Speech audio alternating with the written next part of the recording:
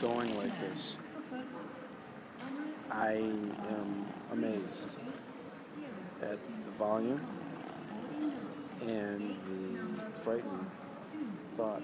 I don't know what's more frightening, the thought of him continuing his slumber, or the thought of him suddenly rising up like an angry bear from hibernation, suddenly alerted to his observers and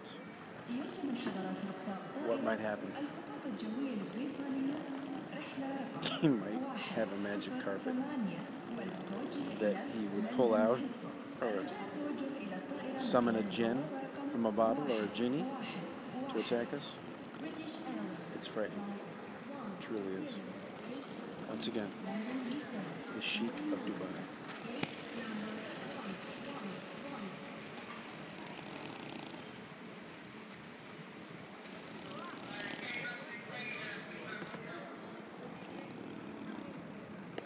Caleb, tell the people back at home what you think about the Sleeping Sheik of Dubai.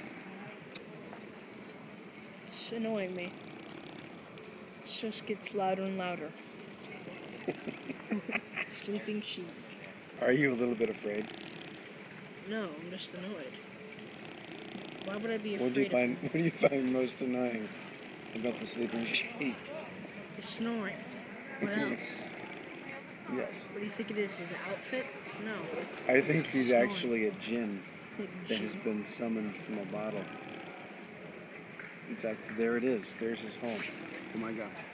We found the home of the jinn, the Sheik jinn of Dubai.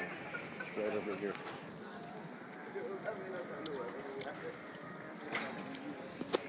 This is the secret bottle where the genie or jinn stays. And when they rub this lamp, the jinn comes out. And if you stroke his beard, he falls asleep and snores. So that's kind of what we've been able to figure out so far. This is a very mystical lamp. Notice the magic carpet. It can almost make you dizzy. Hank, what do you think of the Sheik? The Sleeping Sheik. It's an amazing noise. What? He has his own personal rhythm going on. We've actually discovered that he's actually a genie, or jinn, and this is his bottle that he was summoned from. And if you stroke his beard, it puts him to sleep. I hope he wakes up for his flight. I know, I'm afraid. What would he do?